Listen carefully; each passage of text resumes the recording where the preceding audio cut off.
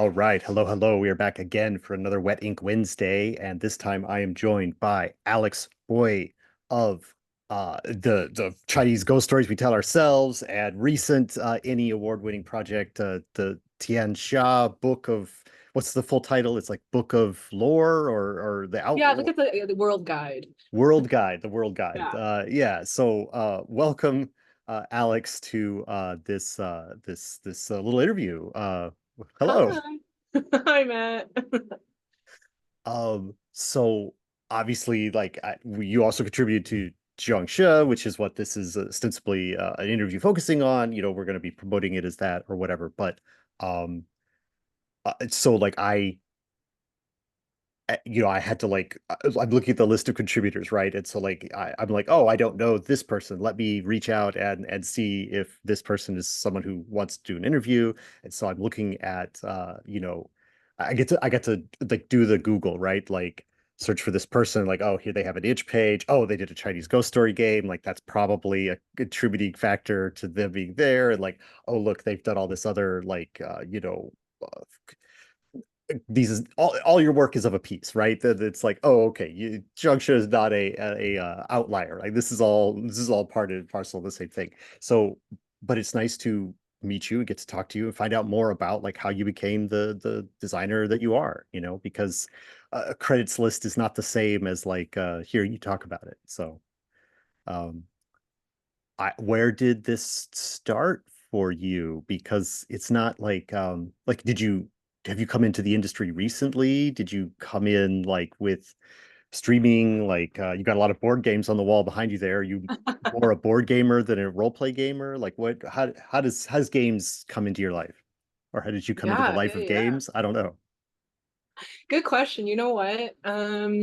Yeah, let's go back to university. I started TTRPGs quite early, in my university, university in general with Hmm. Pathfinder. And so it's Okay. really cool. It's like actually full circle, Yeah, like okay. Pathfinder. Like you're like, yeah. oh, I'm still Pathfinder. Yeah, people are still in Pathfinder, which is great. Great that the fact my book is still relevant now. Oh, there it is. Um, I just noticed it's on the wall behind you, yeah, it's right right there. Yeah. there. Yeah, I can hold it up. But yeah, like I started it, it's a good crunchy system if you love Mm-hmm. numbers. It's all in there. And then I progressed. I guess like I was playing with a lot of friends. It was good. But I would say that like I didn't really get into the industry or into TTRPGs a lot until COVID. Mm. COVID just like shut everything down. Everyone was on the internet. And so it was really cool. Like so I think without the pandemic shutting everything down and forcing everyone onto the internet, I wouldn't have discovered. I actually don't think I would have been a game designer or a game writer, Mm. because I found my community in Discord. And so really cool is that Wet Ink Games also has like sort of a start in my career too. Um, in that I started off actually with the tabletop mentorship program, Oh, and yeah. I had applied for one of those for one of those grants to start like just like dabbling into TTRPGs, and Wet Ink Games had awarded it to other people, and I had suggested like an Asian representation game where it'd be like has queer and Asian factors into it. And then Wet Egg Games was just like, we love your concept. We're gonna just give you money anyways. Just because like we believe in like what you do. So like Wet Egg Games is doing it right ever since COVID too. Well, I my co-partner, my business partner and I, like we don't always tell everything. I didn't know that story, despite being one half of Wet Eight Games. That must have come through the this year I'm doing tabletop mentorship program as a mentor. So I have it connected there, but I didn't know that. That's cool. Wait on, it must be Yeah. Brandon. So good on Brandon for doing Yeah, that. yeah. Brandon's good people. Uh And yeah. That's And then amazing. Like, so what mhm. was that? What was that game? What did you do with that? I think it was the start of Chinese ghost stories we Okay, tell ourselves, actually. okay. It was really cool. I met a really cool mentor called Jess there. And you know what? The funny thing is that I'm not usually, like, you know what? I've sort of like gone to the niche of horror writing now, but I'm Hmm. scared Hmm. shitless. I don't watch horror movies. I only write horror during the day because I'm so freaked out. And Uh, like, and I I, think that's what makes me a great horror writer, is because I can scare myself. I I completely respect this because I often talk to people.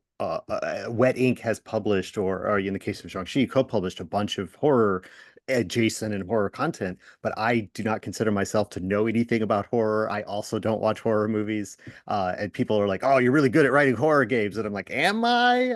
I guess."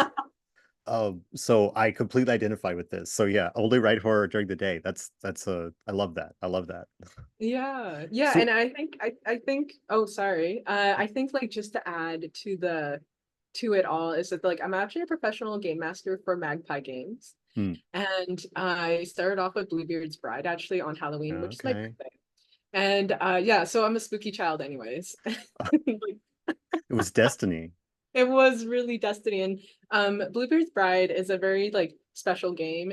And it it really just like is a horror in itself. You're playing like you're all these players are playing a bride who gets swept up in this romance and is in the house of Bluebeard. It's just a French folklore tale. And I think what horror does is that it's so suspenseful. Like it hits a lot of good beats, and it's hard to do horror because like everyone's just like, oh, the jump scares. Like I want to like, but good horror will always make you be on the edge of the seat and really look at the human condition. And like like it's like Flanagan's stuff on Netflix. It's so good, like Haunting a Hill House, Haunting a Blind Manor. There are jump scares, there's a lot of ghosts, but it really digs into like family issues, looks into like what depression does. Like it's just like the stuff that we like, being like forgetting individuals, your mind, like it goes into a different Yeah, type of yeah, yeah. horror that really touches your heart. That isn't just like, oh, there's a monster out there, but like, who is the actual monster? Is it yourself? Is your Yeah, right, emotions, right. not just external? Yeah. I mean, I think that's so much of genre fiction of all types, right? From sci-fi Yeah. to romance to horror to all of them. They're all so deeply meshed with metaphor, right? Like if you don't want to write a story that's about like the fall of, you could read like a rise and fall of the Roman Empire, right? Or you could write a fantasy story about a rise and a fall of an empire and get to all of those things, right? I think it's almost in some for some people, I think it works better to get at an issue through a genre because it's sort of like defenses are down or defenses are different or something like that. So horror is one of those where it is very much like you just said, like everything is like, oh, am I the monster? Are we all the monsters? Is society the monster? Like trauma is actualized as a big black thing with fangs, like whichever direction you're going with it. That's just like there's no uh, there's almost no zombie movie or anything that's just a zombie movie, right? They're Right. all metaphors. They're all Mhm. about things. And I think so is that so as somebody who's done that kind of stuff, is it like what do you think about that? Like is it because the defenses are down or you're not expecting it, or is it just it's sort of like a given, right? Like everybody the zombies are always going to be a stand-in for something, right? Whether it's capitalism or fear or the whatever. I mean, that's just an assumed thing, and people go into it looking for what the metaphor is, or I don't know. What do you think about that as far as like the about how you do it, how do you approach it? Yeah, like I think I think you're like you're hitting it on the nail as well. Like I think like when you go into like a zombie movie, something like zombies, they're like if you look at like some of the movies, like because I'm a filmmaker as well, I know different multifaceted artists here. Yeah, yeah, yeah. If you look at like Will Smith's zombie movie I Am Legend, like Oh, it yeah.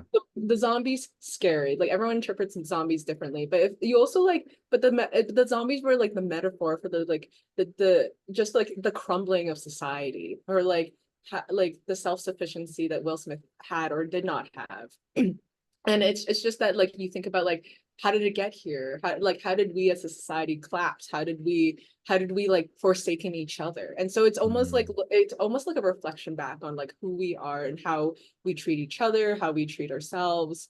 And like and zombies and monsters are all like really the result of like the human fallacy and human error and human Yeah. flaws. That and I think horror really serves as like a mirror and a reflection of ourselves and others. And then I think Yeah. that's what makes horror so like scary for other people, because like lots of times we want to try to run away from that. Like, I don't Hmm. know about you, but I try not to like think all too much about all the wrong things I've ever done in my life. But sometimes in horror, it just comes to light, and it's just that time, that reflection time, because like loss can be like horror in itself, and then and it can materialize within like the monsters, the zombies, the whatever that comes out, and you have to deal with it at that moment. Yeah. Yeah. It's not exactly a horror game, but I played, oh, I'm not going to remember the name of it, but it's a game by Shurang Biswas that it's called Verdu or something like that, and Yeah. you make a salad and you eat the salad, and it's like you're supposed to like identify the different ingredients and the actions of preparing them as like actions you did, and then like at the end you're forced to eat your salad because it's like that's the result of decisions that you made along the way or whatever. And so it's very much like embodiment of like, oh, and now I've contributed to this mess that I made myself, and now I must live with that, but Mhm. the actions that you're performing are making a salad, but you're assigning these different values to them. um Right.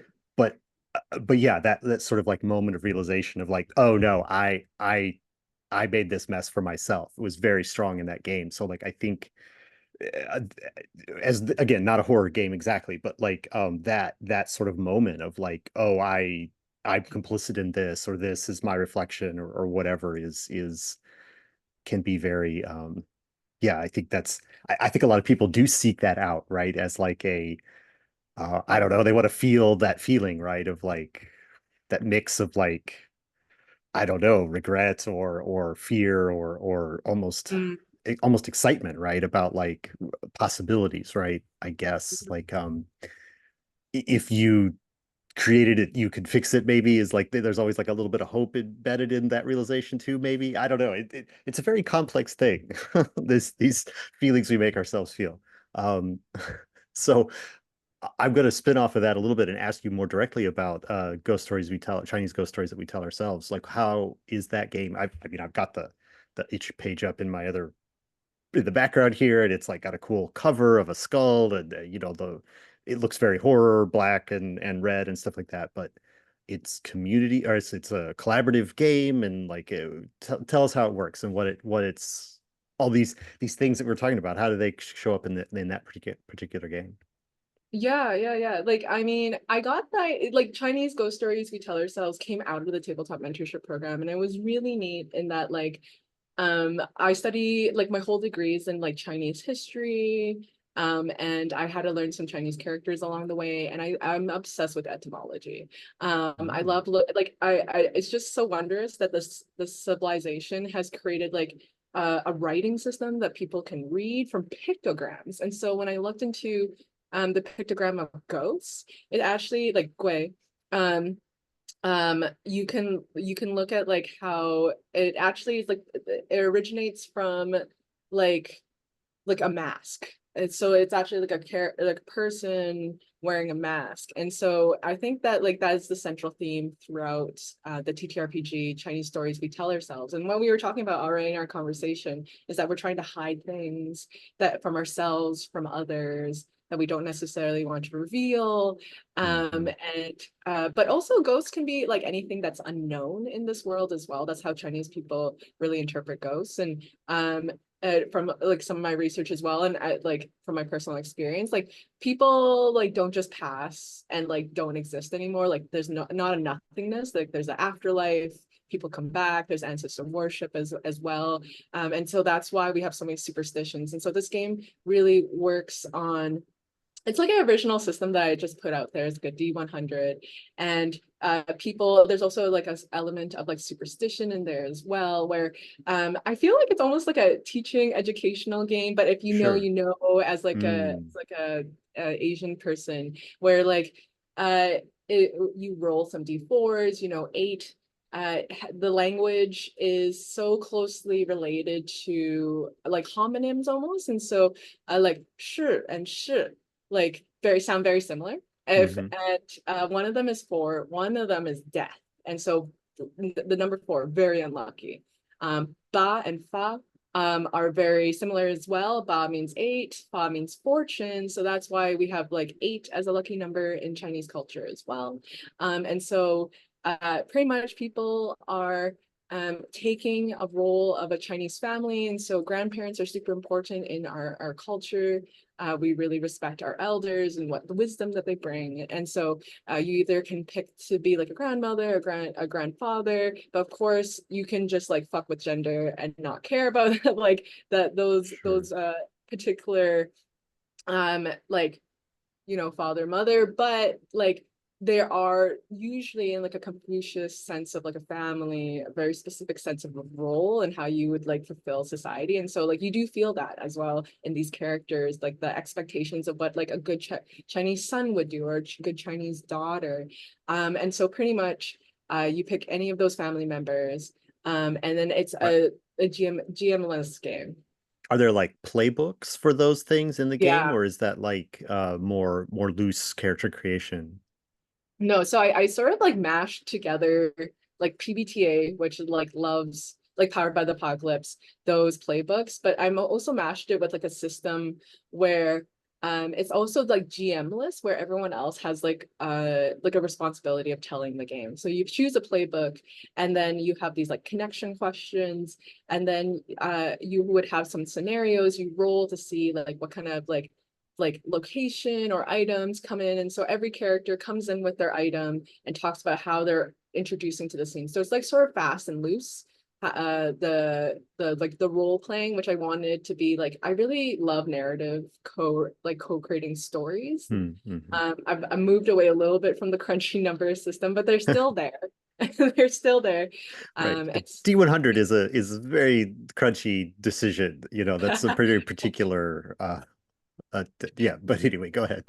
Yeah, no, that's why people love Cthulhu, like Chasm's Cthulhu games. I stole that as well, one of the cosmic horror games. Because I think that similar to that, you can have some actions that like you can fail under this like D100 system, and it's just really indicative of how like Asian people like, or well, rather myself, I had like huge expectations of trying to get as close to the 100 as possible. And if you Mm, didn't have 100, then you were a shame on your family. So like I feel like I'm putting some of my like traumas in that game, and you can yeah, experience sure, that sure. too. But sort of like that's like a high overview of like Yeah. the game system. Yeah.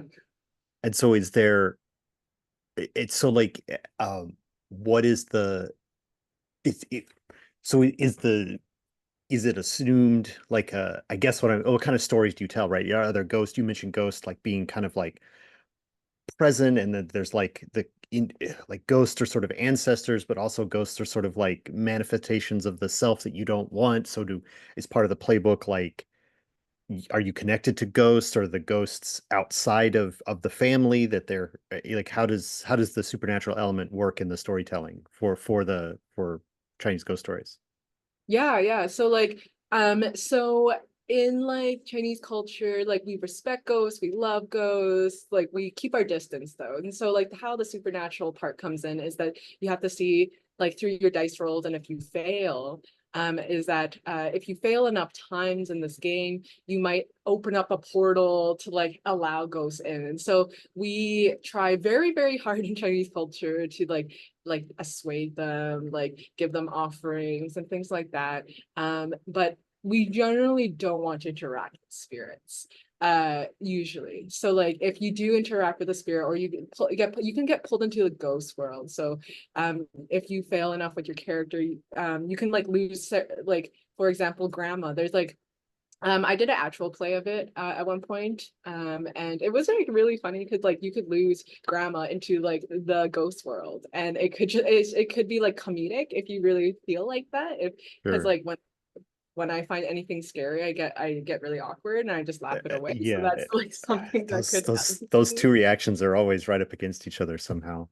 Exactly. Yeah. When it's awkward, I'm just like, ha ha ha, grandma just got lost into the spirit world. And then you play the game usually in the same sense. But now you have grandma trying to like return back to the normal world, trying not to get more spirits into this world. So um it's a fine balance trying to explore. So everyone has like their own arc. And so as the son, you have expectations and then the connection questions are like, who do you want to impress the most? And then so you would develop an arc with like, you want to impress your mother the most. And so like you would play that art. You would once you develop the setting with your like items and everything like that, and how you got introduced into the scene, like say for example, it's the autumn festival and you're making like mooncakes, and then the son wants to impress the mother the most. So he's trying to make all these like mooncakes and through like various roles using like a D8, like the D100, the D8, and rolling. Um, the sun could fail, and Yeah, you yeah. could attract more like other spirits into the world All while right. while like they're trying to make mooncakes during the autumn festival. Sure. Uh, well, all of this sounds very fascinating and very interesting. And it's extremely reasonably priced on your itch.io. It's like $5 US. So like Yeah, I think I'm gonna be gonna check this one out. So I mean this is obviously I assume this is something that you basically wrote this and you put it out there and it's kind of like your thing, but then also like how does that like is that like okay, now I'm established as a designer and someone please hire me. And then Pathfinder like has you working on this huge 300-page book with, I looked at the team of people. It's like, there's like 50 people in this like so many. collaborator list. So like, obviously it's a big project and it's trying to incorporate, it seems like a lot of different like um, Asian perspectives from different parts of it. I mean, Asia's the very big continent. It's the so like there's lots of Asian stories to be told. So I assume that's why one of the reasons why the collaborator list is so long is that like these are people from all over the place who are all adding their little regions and their pieces to this fantasy world.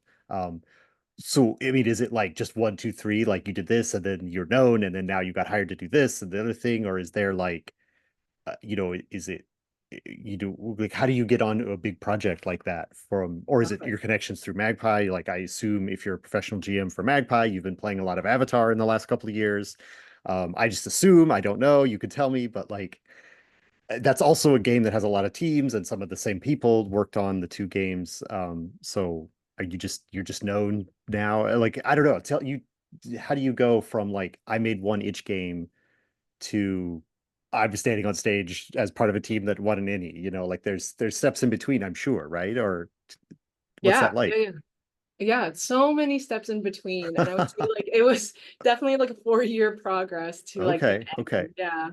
I would say that Kate Bullock of Magpie Hmm. Games, she's the director of community relations there. She introduced me to a lot of key people, like Sen, who like that's how I sort of got into Jiangshi actually. And so it's actually the develop like the relationship development. And so I got to know uh Sen through Kate, and I talked to Sen about like he actually interviewed me on his like maple syrup Yeah, yeah. show. Yeah, and then we were talking about like our just our past and who we are. It's just so different when you're talking about someone with like a shared like history, ancestry, and it was really neat. And Sen's like, I got to get you on more projects, and I was like, that's great. So Please, that's how I please got do. Please into do. Jiangxia. Yeah, that's how I got into Jiangxia because like I've sort of developed my niche in that like I really love writing about like Asian like my Asian ancestry in like a fantasy world and horror. So that's like my niches net right now. That's Right. how It's like uh, everything you're talking about, yeah, it's like this is you're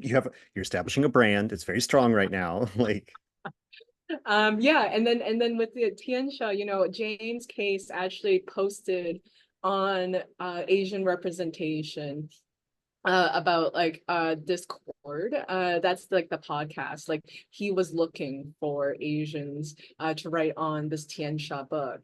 And I had to give him something. And so I actually did this like RPG workshop that was run by Ashley Warren. And so one like I really recommend for for new designers, new writers to actually explore community. And if there's like workshops available, mentorships available, just grab them. You never know who you get to meet. And so I created this like D&D 5e module that's based on the zodiac race. And so in it, people could pick up characters that and play specific zodiac animals and recreate the whole great race sort of like legend. I love Asian folklore, and that's another like area I love writing about. And so I sent James that, and he looked at it and he's like, this is great, this is, yeah, you're on the team. And I'm like, yes. So like he just wanted anything that was adjacent. I had never written for Pathfinder before, but you know, D&D 5e is very, like, you're familiar, you're going to be familiar with Pathfinder if you know D&D. Right. And then it forced me to like read all the Pathfinder books at that point. And yeah, there's over like 40 authors, and I'm just so like honored to be part of that like very small group of Asian authors. There's so many like big weights in there. There's so many like Asian people that I've looked up to for many, many years. And I even got to work with one of my like individuals I looked up to, which is Tian Xia. We both wrote on the Samsaran ancestry instead of like, and you know, Kian and I are so like when we were chatting, we were so tired of like those outdated modules that like say like Oriental Adventures or Jade something. And we wanted to really decolonize and just like Asianify, I guess, like what that looked like. And so in the world guide that I have right behind me, right there, Yeah. I wrote about Ziha, which is like loosely coded and based on like Tibet, Okay. Tibetan monks and Buddhism. They like, people really love to also throw around the word like enlightenment and nirvana, but only within the aesthetic of like of a monk. But you can reach enlightenment and nirvana in so many other ways, in with the Samsarans. And so we wanted to make sure we respected the culture, but we also wanted to make sure that we weren't like being or building any stereotypes that have already existed. And so yeah, like it was a 2-year project. That's And the character guide's coming up too. So we right. have the Lost Omens World Guide for Tian Xia. It's a region in Pathfinder that you can play. And so, but then the character guide is where you can build all your characters. You can be like a Tanuki or like the Samsaran, which work on like reincarnation. They draw their powers from that. And so that'll be super exciting. And so like Yeah. I guess like the steps to get there was pretty much like I like put out work. Someone told me Yeah. that like the best way to do it is just like put yourself out there, create something. And so me participating in the RPG workshop, creating this D&D 5e module, but something I do care about, Asian folklore, and making it like very unique, and then like being part of the Asian Represent Discord and responding to James' case, like led me to like Yeah. being on the stage with the Ennie and Yeah, posing, right. being so animated.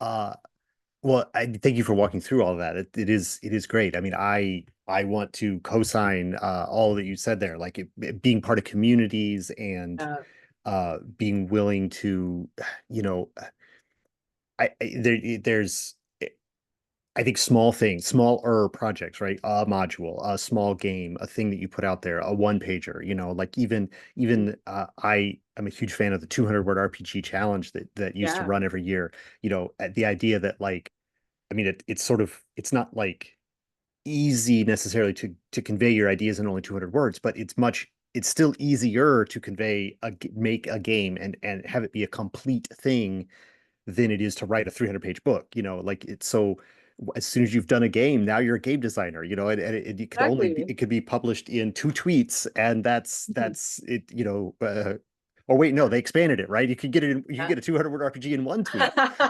Right? So It's true. like oh no, it's characters. I don't know. I don't use Yeah, Twitter, yeah. so I don't know anything about it. But the the a small number, a microblog, any microblog site you choose, you could put your Yeah, 200 word yeah. RPG out there.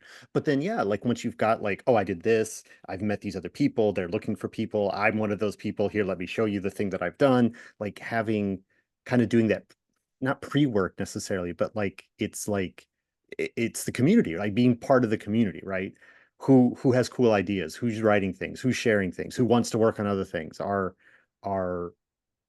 it's invaluable, like to kind of build yourself up that way, and be willing to say yes, and also be willing to say no sometimes when you're like, nope, can't do that, I got other things to do.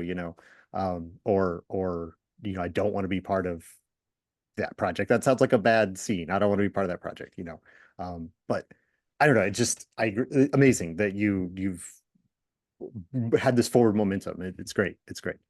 Um, Yeah. so it's not like the newest thing, but like what in particular, what your scenario for Jiangshi, like what did you tackle there? Like some of those, because as you said, there's like a long history and there's lots of ways that families interact, and like the default setting for Jiangshi sets it in the Chinatown in North America in the 1920s. That's like several tick boxes there, but the scenarios are can be other things, and many people have done, other things. And so what did you do? Did you keep it to the like the core original idea, or have you broken out into a new perspective? What's your scenario about, and what'd you bring to it? Yeah. So I'm a rebel. And you know what, the funny thing is that like we were talking about the horror and everything like that. And I had to like deal with one of mine, which is that like I'm not very close to my Vietnamese ancestry. I'm Chinese Vietnamese, but like I don't speak Vietnamese. So or like I don't speak it very well. And so I always like hesitate to claim it. And so I've done Mm, a lot of work in like my own life to try to like capture and like reclaim that ancestry. And so I've been on a, like a long journey to learn about it. And when Banana Chan and Sen um like just brought the idea to me, they're like, we really want to focus on immigrant stories. And my parents are refugees from the Vietnam War. And so they have that history, and I wanted to bring that family history in.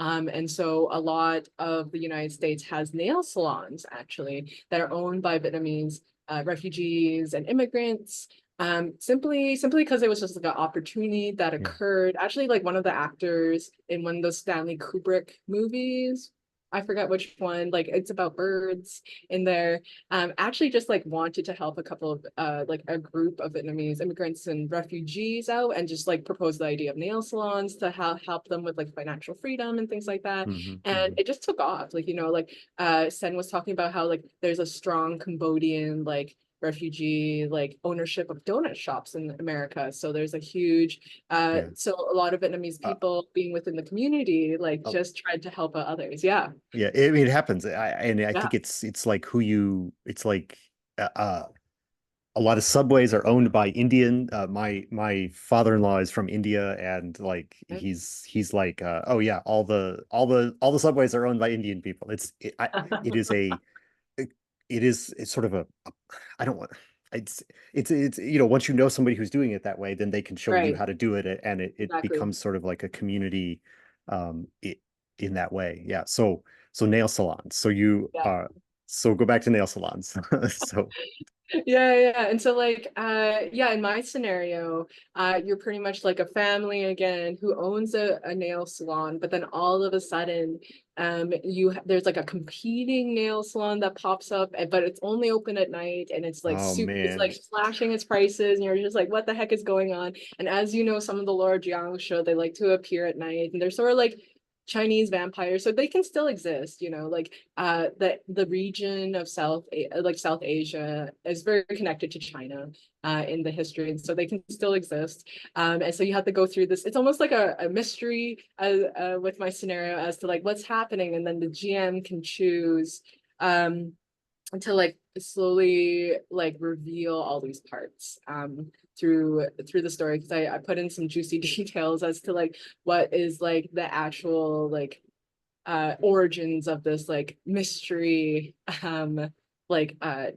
competing nail salon. But like yeah, like I really wanted to capture the fact that like you're not like super well known, that you're trying to build a business. And I think a lot of immigrants and refugees can probably relate to like just like one of the ways of trying to be financially successful for yourself and your family is to like start a business. And so I wanted to capture that feeling, and through a very specific moment in like history that we're experiencing now, but also like honor my family ancestry in there. And so it's really neat to like write about that and have Yeah. the space to do it, and to have like Banana Chan run a game with me and other people in there. dream come true. Like it's amazing. I met Sen, I met Banana Chat, like all these people I've looked up to, I've worked with now, I'm working for them. It's just really neat. The community is Yeah. it's small, but it's very generous with its time, with its like it wants to pay people right. And so like it once you get with one like once you develop that niche, people want to help you in this community. It's really amazing. Yeah. I think there is like, every writer that you meet, right, or what that you work with is sort of like, okay, now I've worked with them. I know you either some people you don't want to work with again, and Right. that's a different story. But like a lot of people are like, yeah, okay, great, we've worked together. I know what you're good at. Like I've got another project that you'll be great at, and you, yeah, I mean, it's and even more so when you've got all that sort of like, the Asian TTRPG people in North America, like there's a lot of names in those books, but there are a lot of the same names that are in the Magpie's Avatar. And Mhm. yeah, it's the same people that were the guest list on Asians Represent. I mean, it's Yeah. you're a you're a you're a block of creatives, and it's great to see that, and supporting each other that way. It's neat. Um, uh, well, so that I love that. Like you're describing the nail salon, and I'm just imagining like some of that Stephen Wu art, but like I can imagine him doing sort of like a a Jiangshi lady who's got like just fabulous nails and is just like kind of like, I mean, is that kind of how it is? Like if you go to the salon and like find out the competition is like is it the workers are all sort of sinister, or is it like the only the can you, I don't know, is that, I don't know. Like the first thing I'm thinking of is like, you do the professional like investigation, right? So you're like, oh, Yeah. our nail salon, we're gonna send somebody go down and get your nails done over there to see how they do it, and then like, is it the nails themselves are corrupting, or is it just the vibe of the place is bad? Like, I mean, if it's you said it's a mystery, so don't spoil the mystery if you want, but like, is that sort of, you talked before about the humor and the horror being right up next to each other. So is there kind of that camp front that is part of it, or is that, am I inventing something that isn't in there at all? Yeah, I don't want to give too much away. And I think like you know what the cool thing about Jiangshi is that like you can add those cool details. I hadn't thought about like corruptive nails, but my scenario uh is titled like nails that eviscerate. So like Mm, it's yeah, like think about like really sharp nails, and there might or might not be corruptive like workers if you go in there. But you know what? Like I think the cool thing is that like as a writer, you like sort of let it go. You like I mm, put out these ideas, and now I just really want to see like I hope one day someone like maybe does an actual play of my scenario of Jiangshi, and like it would be really cool to see it. And I think that's all I yeah, really want is to like see where people's imagination is. Because like right when you just said it, like you had so many cool ideas that already like I can't wait until Stephen Wu does his cool art. And it's probably you know what, people can go down the predictable railroad of like, oh yes, go mystery, corrupted workers, and then you have to save the day because Jiangshi are now gonna corrupt everyone else in Calgary. It's really cool, um the setting. And so or you could make it like totally different. And so like yeah, like yeah, what you hit on the nail, horror movies can be very predictable, but also like that's why I think a lot of people love horror movies, is because it yeah. can be very like comforting to them that they know that there'll be like a final girl or something, and then make a trope Hmm, about hmm. that and make it really funny about that. Or they can make it like really campy. And so like yeah, I wish I put more campy notes in there, but if you but you know, listeners out What? there, if you make a campy, that tell me about it. Well, yeah, we will see what the future holds as far as that goes. I also hope you get to see someone. There's, this is completely off the rails, but like there's a drag queen that I've met at a couple of the cons named Juicy Garland, and she did a Oh, vampire. She did, I don't know if she was playing vampire, but whatever it was, she did like a Max Shrek looking drag get up to do a oh my game, gosh. like from that's the actor who did the vampire in the old Nosferatu, the Right. 1922 vampire movie, and it was like this mashup of like her fierce drag style with like his weird rat face looking makeup from that movie. And it's like, I'm like, okay, Juicy, you need to do the like, you get the, I mean, I don't know, the nails, you could be the nail salon, like nails that bite person. Anyway, I don't know that any of that'll happen. But it would be lovely to see. So where am I going next? So anything else you want to say about the Jiangshi or working on the project or anything like that? Because we got a little bit more time here, and I want you to be able to shout out some other stuff you might be working on. But like to wrap up the talking about Jiangshi, you got anything else you want to make sure you say about the project or the game? Yeah, yeah. You know what? I also, I play tested with Steven, Banana Chen, and Joanna Kemper, who also has a scenario on the new scenario in the reprint. And so, um, and she's really cool too. She worked on Thirsty Sword Lesbians. And she also created this term called emancipation bleed, where so like it's not like when people play Jiangshi, it's not so much like I think people interpret emancipation bleed as like people trying to like understand these cultures, but really it's like for BIPOC folks and like people with Chinese Vietnamese ancestries to like work through their own interesting histories through TTRPGs because you can definitely do that. And so like I loved when we were able to do like a test of it among ourselves because we brought in like cool like history notes like at some point we brought in like Tijuana books, those like dirty little comics that came in. Oh, yeah, yeah, Yeah. yeah. I think they're called Tijuana Bibles, I think Yeah, Bible, yeah. inexplicably. It was so Yeah. cool. Um, yeah, I know, like, and it's all, and I think we like based it in like San Francisco or something, um, but like, I think it's just so important. I really recommend that, like, if that I love playing Jiangshi with like people who are also of like similar ancestry or like Mm, understand. Like, it was just so beautiful to share this table with individuals that knew. I'm not saying that like I don't love other people, but like I think it's just so special that like if you are a BIPOC person, to carve out that space and seek out other people that can like talk about your ancestry. There's so much like BIPOC joy in there and so much mm, emancipation that I experienced. Like it felt really nice. I don't, the funny thing is that like I did do an Oriental's Adventure of Pathfinder way back, and it just didn't feel the same. It felt like sure. very cooperative. And I, it's just like a note that like one aspect of like the TTRPG like industry and genre that I'm experiencing and noticing is that like before it was just like white men in their basement playing D&D. That was just like the look, that was what people like It's saw. famous for that. It's famous for that for sure. Exactly. But now it's like so representative. It's so inclusive. Like I mean it's getting to those steps of like including more people, being very like hearing their voices, not taking away their voices or speaking for other people, but giving like the mic to these individuals.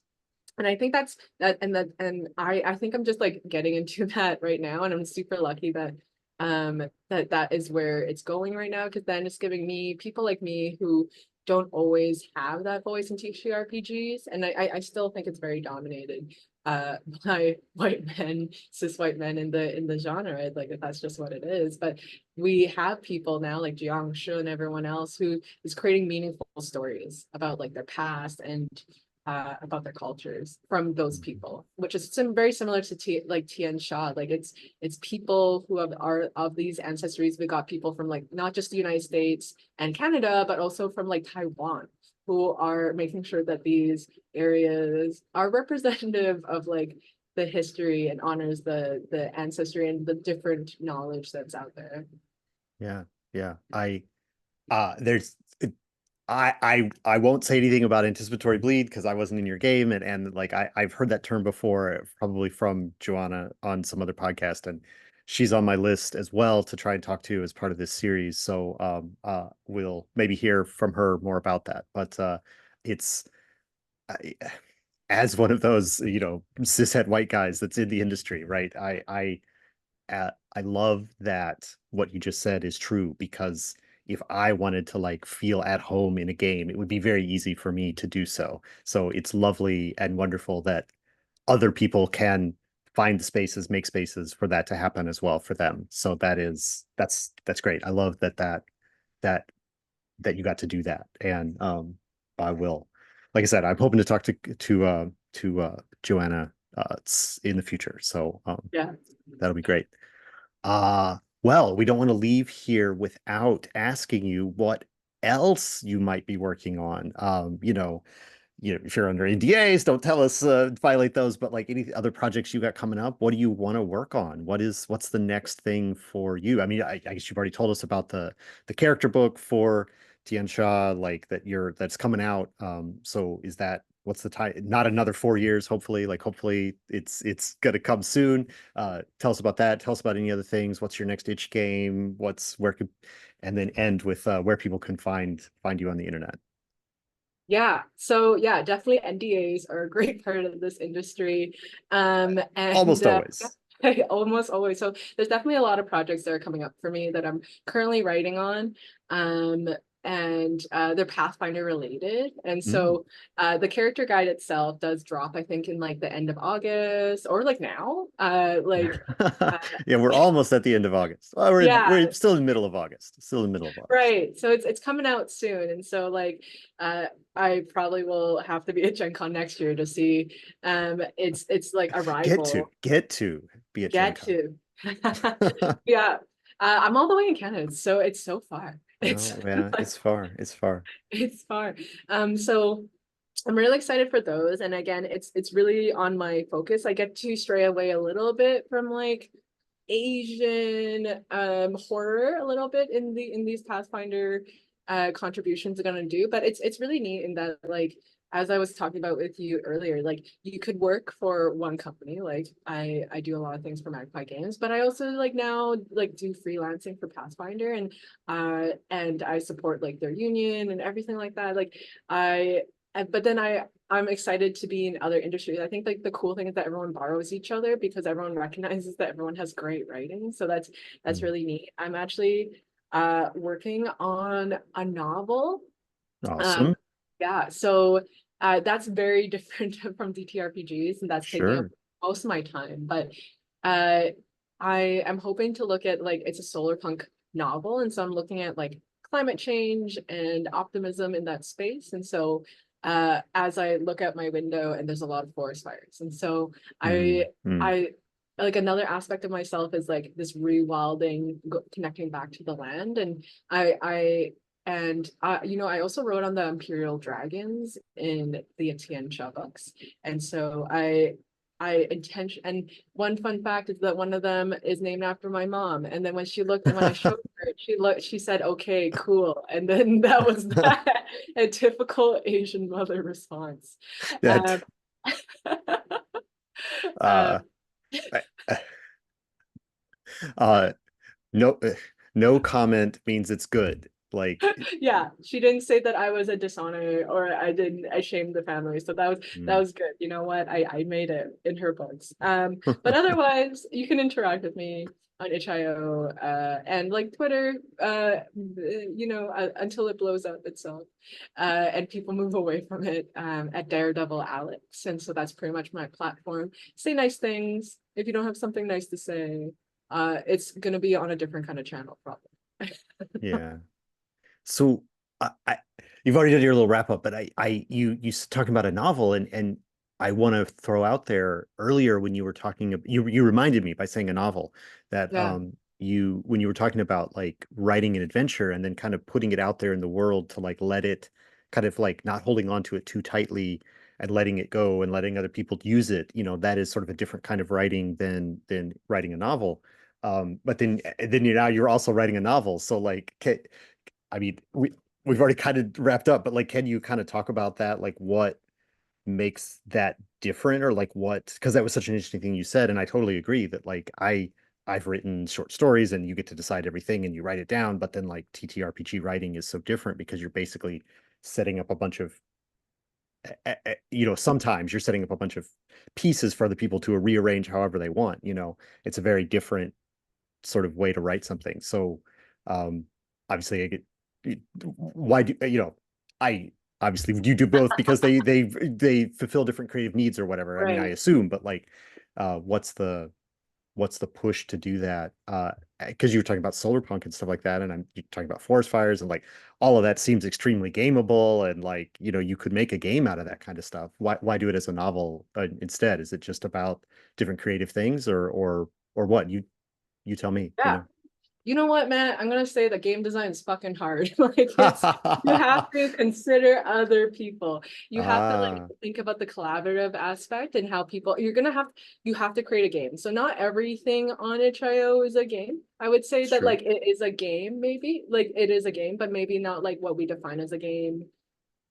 Like I can go into that, but I'm just saying like that creating like a game is very difficult. It has to be within like a defined setting, defined rules, and it has to play well. Hmm, hmm. And, and I only ever want and so writing a novel on the other hand, I don't have to give a fuck about what how people interact with the novel. Or like I write it from myself. Like I could just Right. put it out there. And so I'm right now like writing a 50,000 word science fiction solar punk novel. And people, I still have to let it go. I still have to let go of the idea. People will read however they want, but I'm in sort of like control of like the narrative. People will go on this ride with me. But with game design, you have to really consider like how are people interacting with this. You have to play test it. You have to make sure that like your objective is being met. Like if you're gonna name the game about Chinese ghost stories, are people actually like talking about China? Like, are they actually having a Chinese experience with ghosts Yeah, and yeah, they're yeah, actually making stories? Like, I have to think about that. yeah, Um, with my book called Fusang, which is based on like the solar punk Chinese ancestry book that like I don't have to think about other people per se, but I yeah. can think about like the future history, the ancestry, and I think to be honest, Matt, I think there's a concept out there called enough.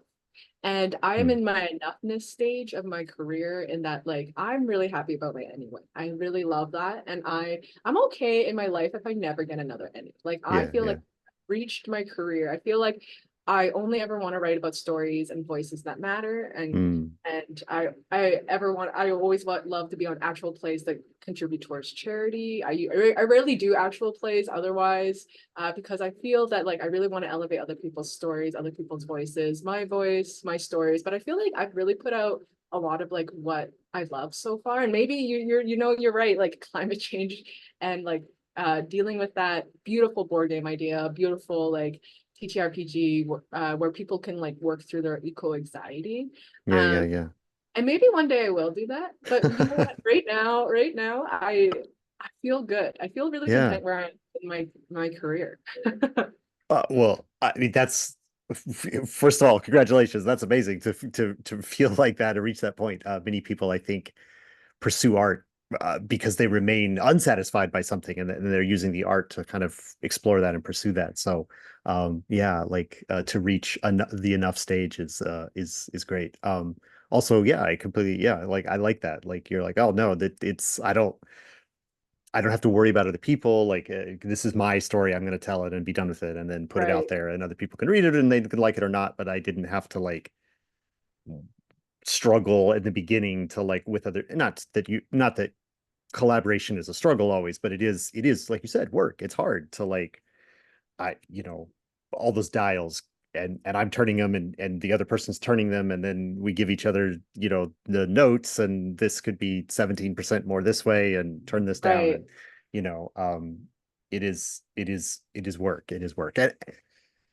Yeah. So, well, thank you Yeah, for illuminating the your some of your process and your thoughts there. And yeah, absolutely. so Yeah, not saying I won't ever do game design and projects again, as I'm currently still on projects. right, you're working now on other Yeah, things. still working, but I hope everyone feels like a good, peaceful feeling that they Yeah. complete our project, but don't want to always like that they can celebrate themselves, and the Yeah. work they've done so far. And I feel like sometimes we don't do that.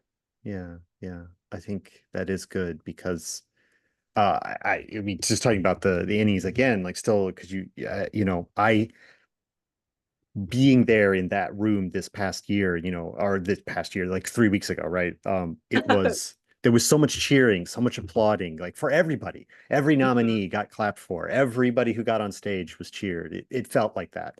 And it felt like such a positive uh space to be in, and sort of by extension, even if you weren't in the room, right? It's sort of like a symbol of like all of us designers are just cheering for everyone, like and there are plenty of other games that weren't in the nominee list or whatever, but like if they had been, they would have been cheered for. It's like Yeah, it is um it is I think it contributes to what you're saying, is like finding your place to be joyful. And like I think I felt that from the Ennies this year, and the that it was a very encouraging, it was the industry encouraging itself basically. And so like that was my big takeaway from it. And obviously, I'm just one person, and like whatever, people have other opinions about the Ennies, and that's fine, but it was encouragement to just be, hey, look, I made this thing and here it is, and everybody cheers, and that's, you can't argue with that, right? Like it's what I made, so yeah, I made it, cheer for me. Nobody's got up on stage and said that, but right, that was it was more like the community that was there was like, oh, you're on stage now, cheer for you. It was directed toward support and encouragement. So anyway, right, right. Yeah, um I know you uh want to let me go at some point. I know we can no, have this I mean, conversation I'm forever, but I look, wanted there's to no make a note. timer on this recording. I don't know how long we've been talking. I don't think we're at an hour quite yet. So Right. yeah, please throw in some other, You know, if you've got more to say, please say more. yeah, because like I feel like the Ennies was like a bonus to like what I Mm. was doing. Like it is somewhat like That's of so a good. That's such a good way to yeah, say it. right. Like I don't think I write or like design games because like I feel like I'm gonna win an Emmy, like no, like I Hmm. don't think that's my objective, but it was just felt like it was a sweet like cherry on top. But as it, like I'm making this ice cream, but like and you're right, a lot of people feel different ways about the Emmys. But you know what? It's the only awards that we got in this TTRPG that like is that had that gravitas. Like I mean, there's definitely other ones, but like Sure. people like really say that they're either Emmy nominated, Emmy award winning. Like that's how people really introduce themselves in this industry.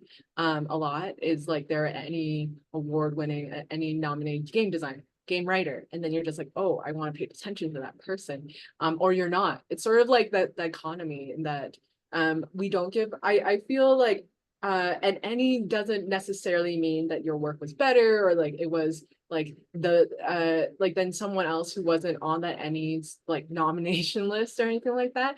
But it matters, like this industry really cares about awards and like who has them. And I love that more like BIPOC folks are getting them and that like there's more recognition because like like yeah, I want to elevate those people and get them the awards and get them the medals because like Right. that's it's like when I describe to non-nerds what like I was going for, I was like it's like the Oscars Hmm. of Hmm. TTRPGs, like the Oscars are great, like and people watch out for the like Oscar nominated movies and they go back to them, not and but like and I want more people to get the Emmys. I want like to have as many individuals represented as possible, uh I think that's like why I try to elevate other people's voices and have that Asian representation and the queerness in my work as well, so that we can capture all that beautiful like just aspects of life that we are trying to Yeah. create as we play games. Yeah. Yeah. I think it is. Yes. Yes. Yes. Yes. I agree with all of that. I think, yeah, it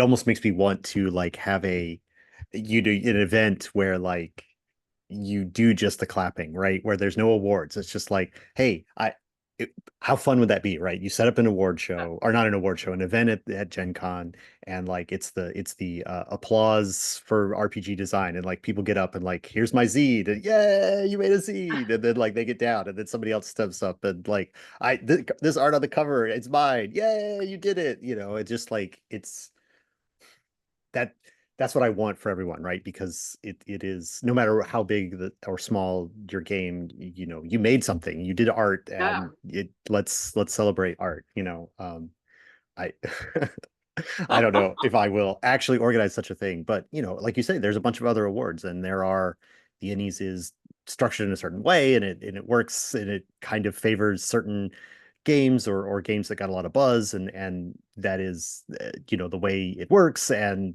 you can't argue. I mean, you can argue, you can be mad about it, but like that's this the way it works. But there are other award shows, right? I mean, I'm part of the Indie Game Developer Network. We'll be doing our Mhm. award show later this summer.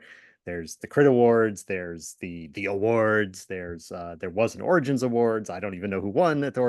There's one RPG won at the Origins Awards. So Oh, there wow. are other award shows and that focus on different things. Like I know the Crit Awards is very focused on streaming.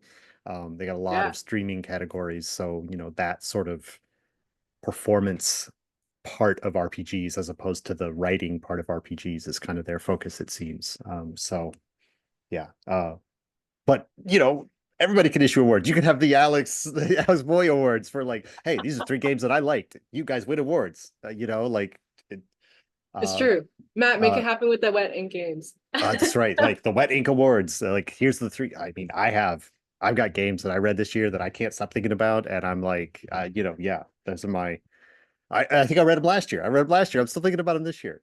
So yeah, I've Yeah, got how cool would it be if we just like did that and we just like put it into the ether and you just like wrote about what you thought about it and what sticks with you. I mean, that's yeah. that's so valuable as well. Yeah, maybe I will. Again, the IGDN has a blog, and I've contributed blogs about games I like. So, Nice. like, maybe at the end of the year, I'll be like, these are my personal awards. Like, There you go. whatever. That would be fun. All right. Well, that's a good idea. Thank you. Now I'm gonna try and close this out again. You can still interrupt. We haven't said goodbye yet. But thank you for your time today. Thank you for talking to me about games, game design, and your experience at Gen Con and the like you said, the emancipatory bleed, the joy that you experienced in recognition for your work and the projects and your community and stuff like that. Thank you for sharing that with me and with the viewers of this interview. So thank you. Thanks, Matt, for having me. And I want to thank everyone who watched the video. Give us a comment. What game receives your personal award for the year? Put that in the comments of this video so we can get some action there on the YouTubes. And we'll see you in the next one.